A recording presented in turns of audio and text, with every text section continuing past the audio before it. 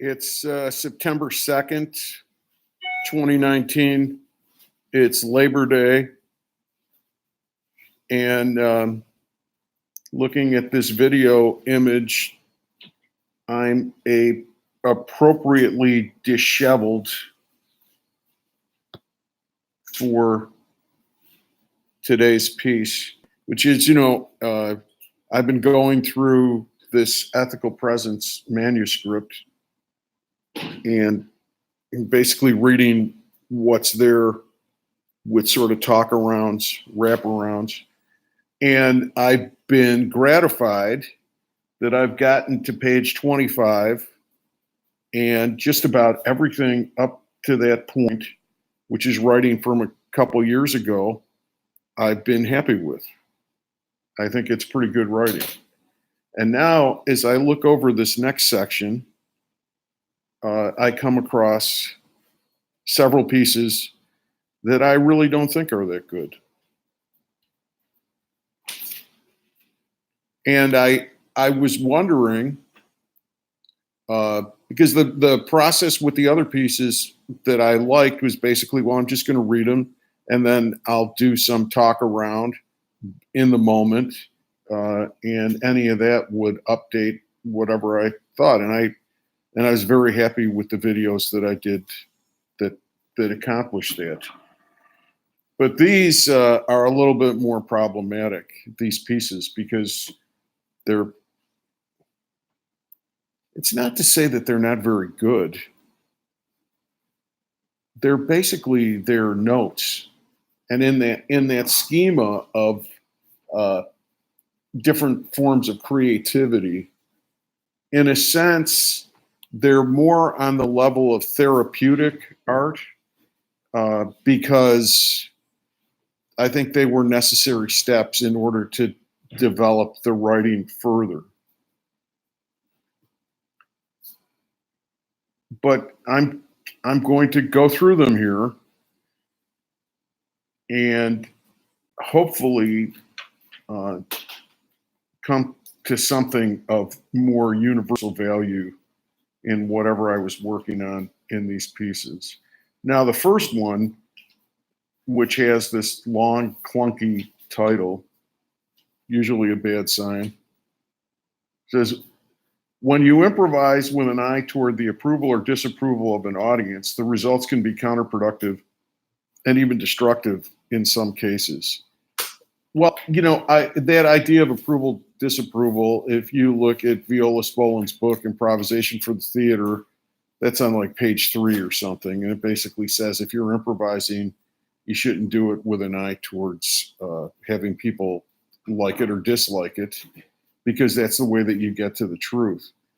I'd like to expound on that a little bit more, because when I get into this, one of the things that I disagree with now, it's not disagree, I know I was wrong then, was sort of a participation in this improvisational community, which, although I haven't really been active in it for a couple years now at all, psychologically, it's been painful to disengage myself from it. Here's the thing about approval or disapproval. I'm looking at this piece now and I'm thinking, this is a lousy piece. And at the time, a lot of people like this piece. And I think you can do something lousy and a lot of people are going to like it. It's not only a matter of it doesn't get you to the truth. If you rely on that approval, you're always going to be stuck, because you're never going to grow out of wherever you're being rewarded with popularity for something that's not as good as what you can do. So that's how it becomes a trap. And obviously the converse is true. If you're afraid of the disapproval of people, or if you curry the disapproval of people in some sort of act of rebellion, you never go through the natural transformation in your work. So one of the things that disinterests me about this piece is that I'm talking about things. I talk about some things in this piece that have absolutely no importance to me now. And I don't think from an objective point of view were ever things of any real value. Okay, let's go into this bad writing.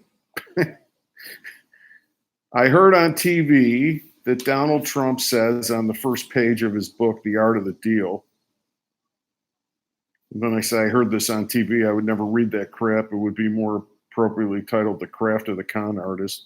One of the things about this writing is like the point is that Donald Trump now is boring. It's a boring idea. He's the fact that it even engaged my or anybody else's attention shows that we had to grow, right? I mean, the issue isn't Donald Trump. The issue is us and the changes that have to be made in our society, if they're ever going to be made, are stuff that's way beyond Trump. He's a demagogue. He's a liar. He's full of shit. He's a criminal. He's a piece of garbage and everything. Okay, let's get on with it. That's what he. So what? He's the president of the United States. He has power. So what? He has material power. But is there any value? Is there any truth or value about anything about the man? No. So I don't even, I mean, this is one of the things I'm saying about that disapproval thing, and also about transformation in art and in creativity and in life, just transformation as a human being, is that you can't be reliant on what's going on the outside. If you change inwardly, you can go to ever deeper aspects of what it is to be a human being. And I mean society. So there's truth in the thing about Trump where they say he's trying to distract us, or he's a distraction, or it's a distraction. Distract. We're being distracted, even though less and less. I think. I mean, everybody's tuning it out. I just see it as a natural thing in my writing. I mean, I hardly mention him. I mean, he'll still come up. It's just like saying it's a cloudy day or something. I mean, it's just a detail of the environment, but it's unimportant. But I thought it was interesting. I go on in this short paragraph to say that Trump describes his whole life and his whole career as an improvisation. And here's one point that might be a salient point. I'm watching morning news this morning, and they have on, it's that Morning Joe show on MSNBC. So one of the things they do on that show, which I think is actually a pretty good thing, they bring out writers, and the writers are like, one guy said he wrote a book where he did a lot of research that he showed that actually all this climate change is costing us a lot of money. And he was saying that the losses, like the loss in a hurricane, the damages that people suffer, the money that they lose, it's actually been socialized now. And this is costing trillions of dollars. So he's talking about the general economic impact of the fact that these fossil fuel companies have been destroying the environment. And then somebody else had a similar type take on racism, where he traced it back to anthropologists at the beginning of the early years of the 20th century, the whole idea of eugenics and all these ridiculous arguments that Northern European people were superior to everybody else, and all this nonsense, which is now, here's what I know as an artist. And if you look at my pieces and listen to my pieces, you'll see it in detail. I'm not making that kind of scientific argument, but with observation, and I'm sure you probably have made the observation too. I mean, that, well, geez, these hurricanes are costing us a lot of money. And there's this there's these ridiculous ideas of racial purity and superiority. And, so it's great that they go out and they do the research and they get empirical evidence, the facts, to make a case. The lawyer in me says that's what you do. But, the lawyer in me, whenever I investigated a case, when I was a quasi prosecutor, if I was investigating a case, I would start really as the artist and see, this is the truth of the matter. I mean, I could see it. I could see it in the details of the people. And then the job was, not in a biased way, like to find evidence that was going to prove my argument, but the job was to investigate. And sometimes I didn't see it right, and then I'd have to change it. But the job was to investigate it and fill in the facts. And that's what these writers are doing. Now, Trump doesn't put in that writing piece at all. But also, he sucks with the improvisation and with the art piece, because the conclusions that he comes to are ridiculous. They're ridiculous. Like Baltimore, it's crime infested, and it's because these people are terrible people, and and Muslims are bad people, and everything that he comes across is stupid. It's awful. And he has his base, right? So he goes and he does his rally, and a lot of people cheer for that because they're a bunch of fucking idiots. So he gets the approval of that group. And I noticed something in this bad writing of the past of mine, that there was a longing for friendship, and there was a longing to belong to something that really was, but of course it was in competition with the pieces that I liked from the previous videos, like the first 25 pages of this manuscript, because we're looking at stuff from a couple of years ago. It was in competition with that.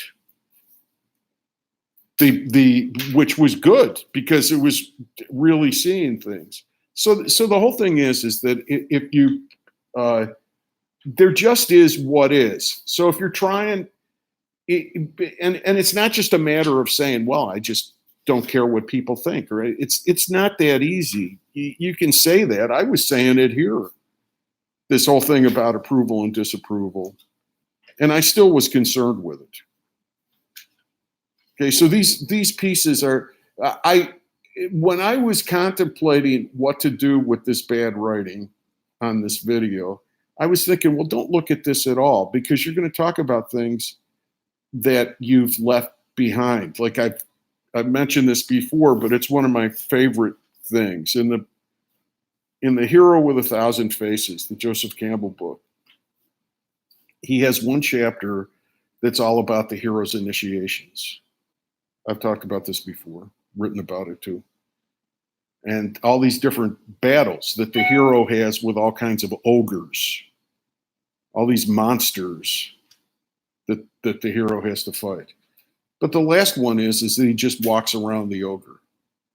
Just doesn't pay attention to the ogre, just goes on with his life. And I felt that because I'm looking at this material and I'm going to start talking about things that were ogres to me and aren't anymore. There's that matter of freedom. But I think I can talk about it in that context. So it's not the emotional context of being at battle with these things anymore, because I'm not. I also think, everybody does it in a different way through living your life. But for me personally, I think one of the best things I ever did was start to write this blog, because it's not just saying, oh, I'm not going to worry about the approval or disapproval of other people. It doesn't happen in the, I don't know if I was writing a blog, but really I started on this path in 2011. When I left the ARDC and I started writing and teaching, 2011. So that's 8 years ago. And I think there's been a tremendous amount of growth. And I think the reason why there's been a tremendous amount of growth is that It doesn't necessarily have to be writing. And I'm not even, and that's one of the things I don't like about this writing either, because a lot of it's very teacher like I am telling people, well, this is what you should do, or, I don't know what you should do.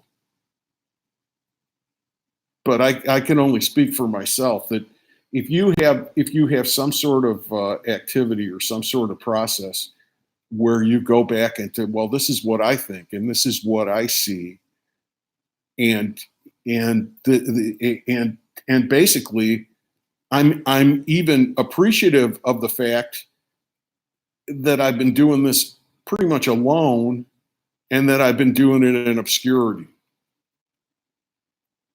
because that is the way that finally you get in touch with reality.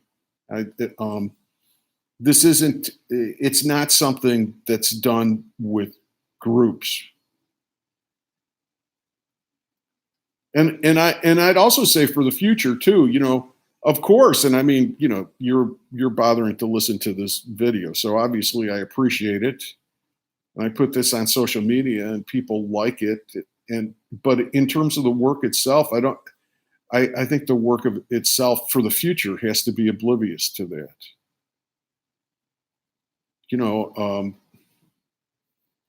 The fact of the matter is that you're, well, the fact of the matter, if it's the fact of the matter, it's what I believe. Your external reality is a reflection of your internal reality, and the people, places, and things that resonate with your internal reality are where you should be. And I was thinking of, I think I ended up titling this improvisational rewriting, which I think is kind of ironic, right? I mean, how do you rewrite an improvisation? But that's exactly what I'm talking about. When I was doing it, I think I was thinking of calling this something like creative pain, or pain and related to creativity, because it is painful. It's very painful. And because each time you go through one of these changes where you go through an internal change, and as I look at this, I realize maybe in the past, even as recent as yesterday, I might blame the people around me for something that happened, but really the reason I was with them is because I didn't fully understand something myself. So, I mean, the process, it is painful, because one of the aspects of art is that you have an affection and a compassion for what you're observing. I mean, you're going to be brutally honest. It's this paradox. It's brutally honest, and it's very affectionate and compassionate at the same time. So the pain of it is, if you have that affection and compassion, you feel loss when you realize that you're moving to a different place. And unfortunately, I look at this in this manuscript. Well, it's going to be a lot shorter. All right, let's get back to this text. We got through about 3 lines of it. So, all right. Artistic improvisation is a great way to discover who you are, what you feel, and what you think. All right, I guess I just said that, so I'm still on board with that. If you're a bad improviser, such as Trump, it's a way to discover what your immediate audience is, thinks, and feels. Yeah, it's not only that, though. I mean, Trump also thinks and feels it. Okay? Trump is popular at those rallies because he's the same type of trash that the people at the rallies are. I think he's sincere in his ugly hatred. It says the audience is basically your controlling partner. Well, it's not really the partner the audience doesn't control you. I mean, you can always leave. Nobody can ever force you to think or feel anything or participate in anything. So I don't agree with that. The audience doesn't control you. What controls you is your fear of not transcending where they are. It's like a real good example of that is like, this is what I understand. I mean, fortunately, I've never been an alcoholic, but I've seen in movie. There was a movie with Michael Keaton, Clean and Sober, and one of the things that it shows is a guy uh, rehabilitate. He says he goes through the 12 steps and he stops drinking, and it shows that one of the things he can't do is like go back and hang out in a bar with the people who he used to hang out with. You can't if you quit drinking, if you stop doing something that's destructive, stupid, whatever, uh, you can't hang out with the people you used to hang out with. I mean, so that's a loss, you know. And that's not saying that some of them may change too. And I mean, you might hook up with them later, right? I think every time you encounter somebody, it's kind of a blank slate. But this is the creative pain of it all, you know. But nobody's controlling you.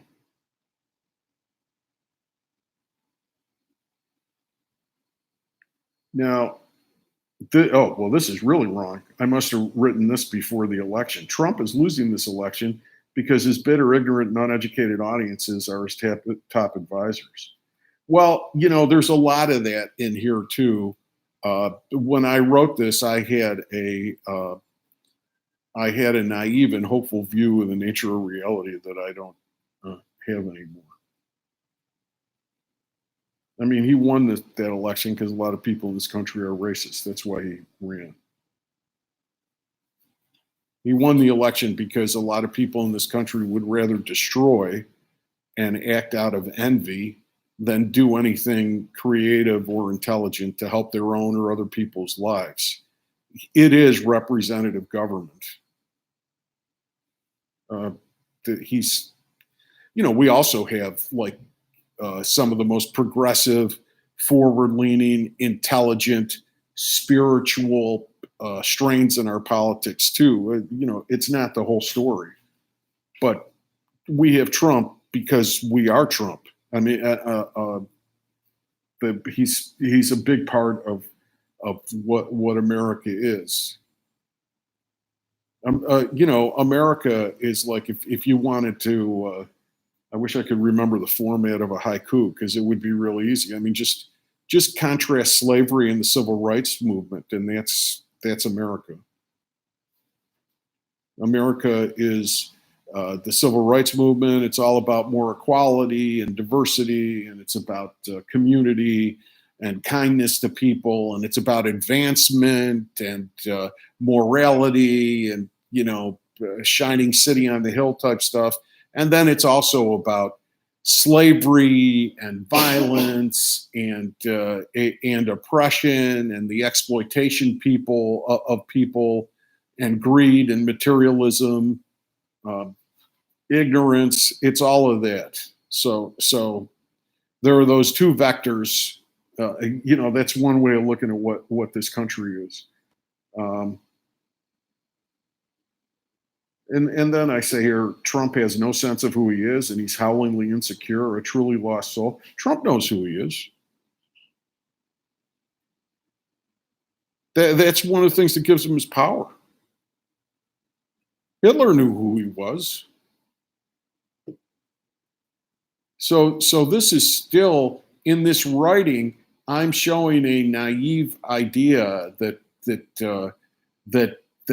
basically the people that give themselves over to evil or are evil, that they're fools. They're not fools.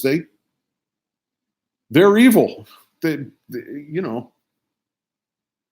Now I'm tying this into comic improvise. I say bad comic improvisers do this too.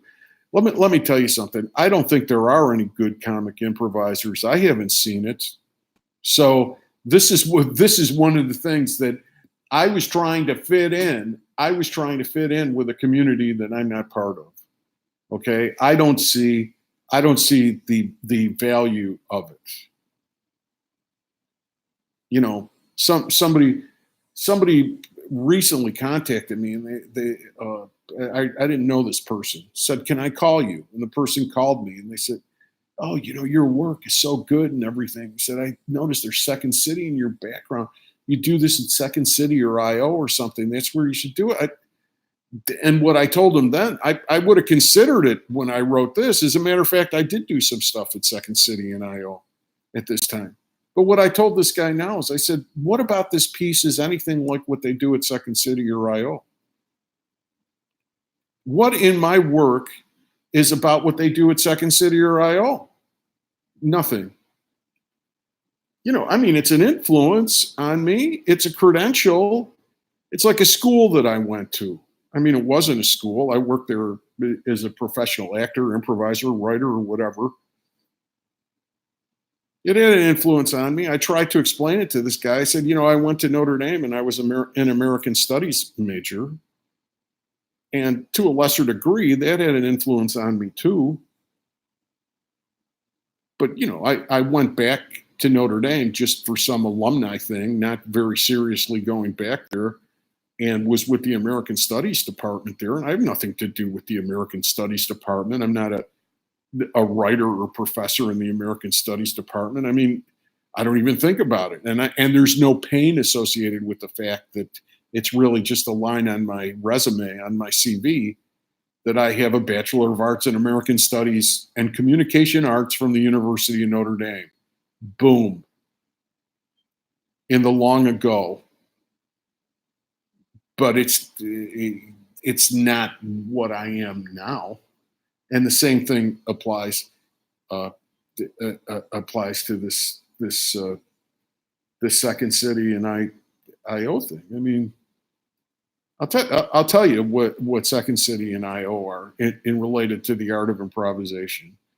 It's improvisation of the lowest level that has been figured out as a good commercial formula in order to make money teaching a basic and superficial version of improvisation so that people could go in there as a recreation, make dates,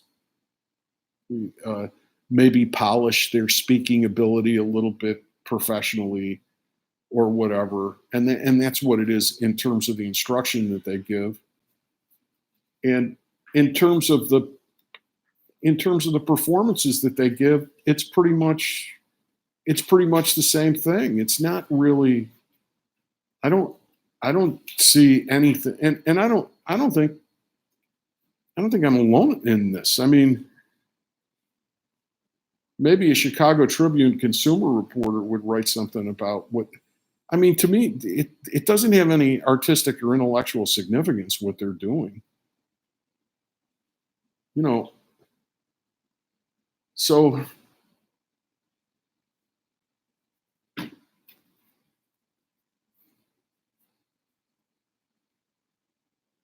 which is fine, by the way. I mean, that's what it is. Just like I would say the American Studies department at Notre Dame, it's like, well, this is America looked at through the lens of, what you're going to tell a college sophomore. I mean, everybody around there is kind of walking around with some glazed look over their eyes that doesn't want to deal with the reality of what the country is. So what they get is a little information that gives them a floor. I appreciate being in both places because there was a lot of education that went there that taught me like basic skills and gave me basic knowledge to go further. But if I placed myself in either one of these places at this point, I'd really be being a fool. And I think what I was going through here is that on the personal level, I didn't want to let go of these things. I mean, particularly the Second City thing. I was having a hard time letting go of it. I had to have friends. I had to be part of some community, even if I'm not part of it anymore. Now, here's one. So even good artistic improvisation has its limits. And there's these two improvisers. I'm not going to say their name. I say they're among the best theatrical improvisers working today. These two guys work together. They kind of suck. If they're among the best theatrical improvisers working today, it's because nothing of great value is being done in the field of theatrical improvisation. One of them is a talented actor, and I'm rewriting on the fly because I can't even work away from this dreck in this paragraph. One of them is a talented actor, and that's pretty much the most that I ever see when I see improvisation. I see no structure, no improvisational skill. It's not like watching jazz musicians play, where you're not just impressed by the fact that they're good musicians, but they actually create something good. They never in improvisational theater. I never see anything creative that's any good. I haven't for years.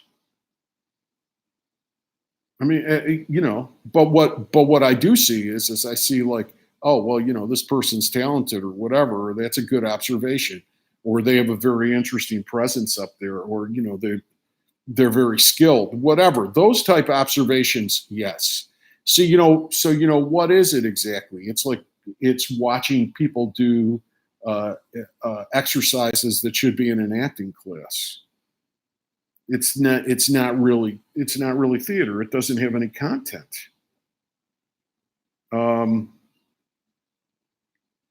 I also think, and I say here that this duo doesn't pander to their audiences, but they do.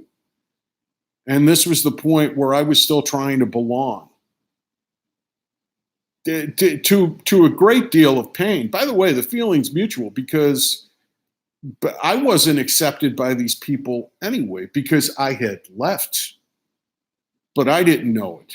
So it's not their fault. That's what I mean about this approval or disapproval thing. Any extent that you're wondering about what other people think of you, right or wrong, distorts your clarity in seeing the truth of the matter. So, they didn't want me around. They don't want me around. I'm not like them. And basically I say they don't pander to their audience, but what their audience is they're a bunch of, these guys are older. So they're a bunch of student improvisers, and you go there. I don't know, some friends kind of dragged us to go to see this thing. And we're there like, this was back a while. I mean, I.O. was still on Clark Street.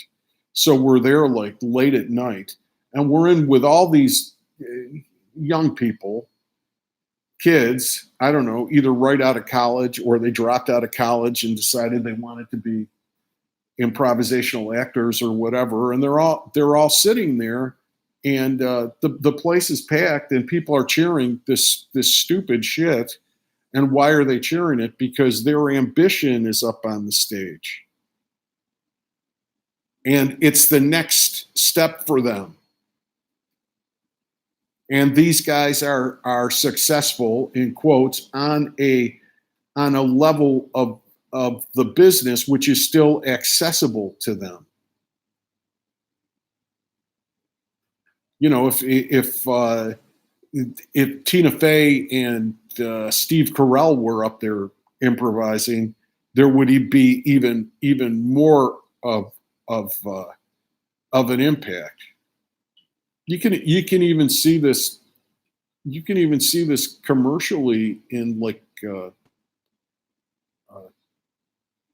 Saturday Night Live, where a big part of their marketing is that they bring out the big stars, and everybody knows that there's an after party, and it all has this veneer of like, I'm with the in people, I'm with the hip crowd.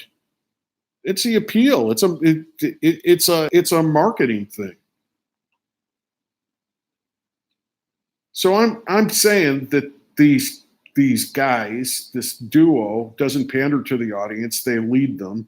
They don't lead them. They market to them. And then I'm apologetic for the audience too, but an unconscious influence of the audience. They had very little knowledge or experience through no fault of their own. They were very young. Baloney. Because one of the things that I know as I look past on my life is that even the pain that I felt within this community when I was younger is that I never had the same aspiration as a lot of the people around me. There are people that they just want to be on a shitty sitcom. They that's that's what they want. They don't go any deeper than that.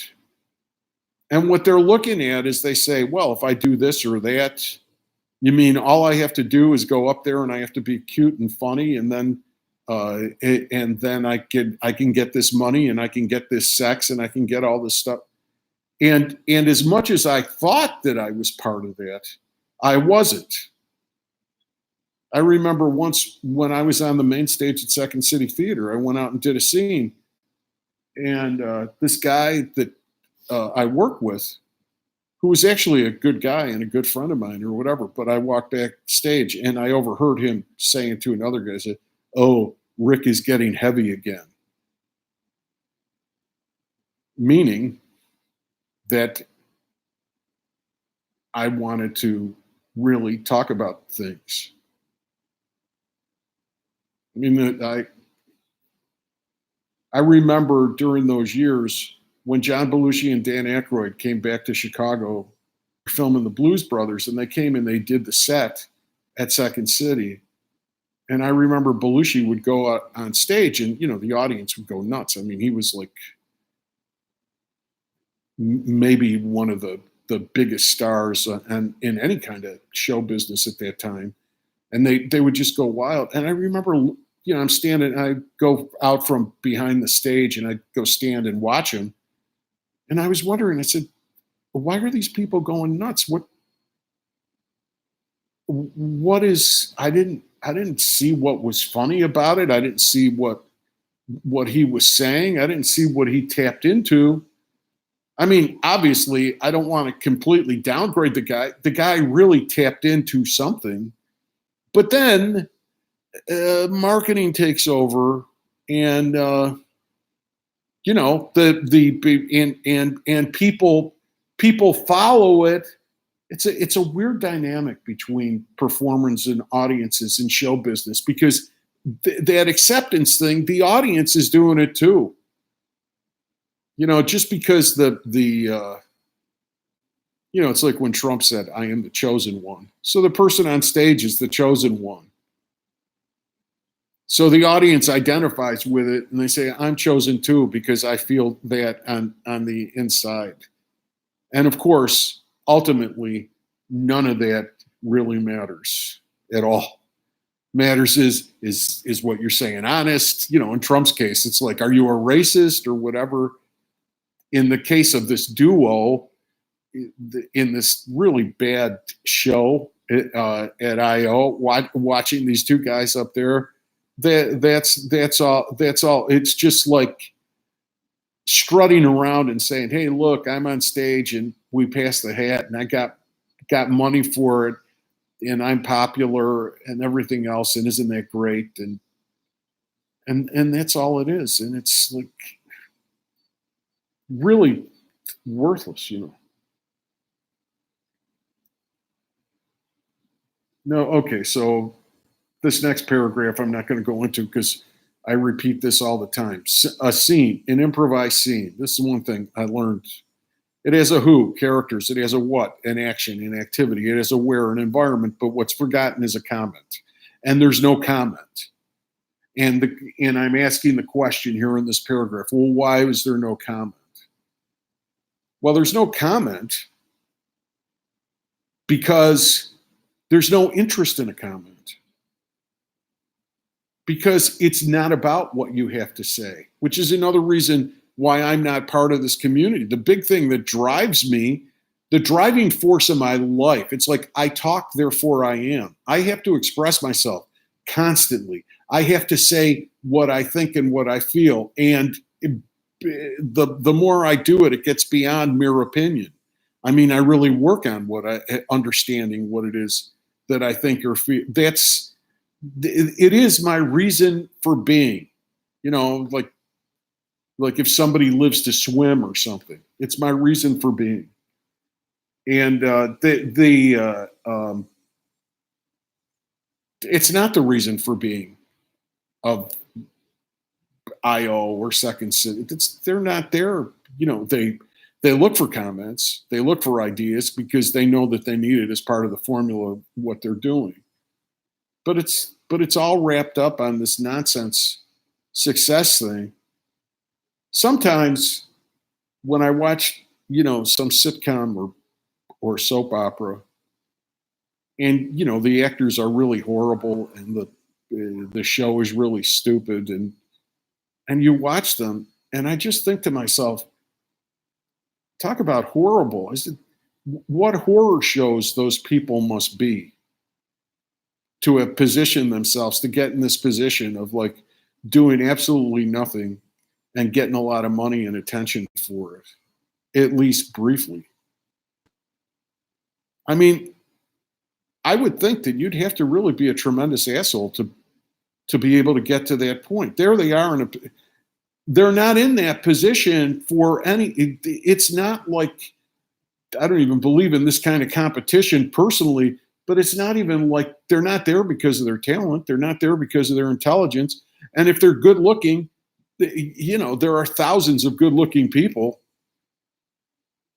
I mean, you can walk down LaSalle Street in Chicago and just without even trying, you can look around and you can see 15 people better looking than anybody you saw on television that day. So it's like, how do they get these positions? I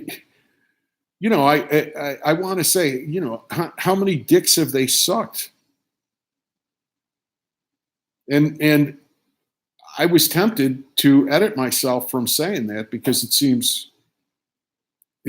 seems kind of cynical, but I don't think it is cynical. I mean, what else could it be?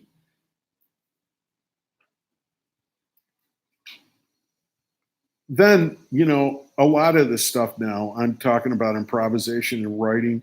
And I think a lot of this was affected by the fact that when I wrote this, I was teaching at UIC, which I had a lot of, I had some very good students, but the majority of the students there were they weren't the creme de la creme, I mean, and they weren't highly motivated. So I really had to pound the points in. I had to really be very obvious and boom, boom, boom,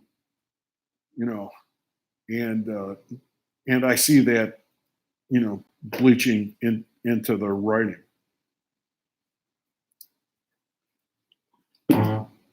Okay. And the rest of it here, I'm not going to mention. And I have more of these bad pieces to go through, but I'm going to end this piece here. Okay. Thank you. See you next time.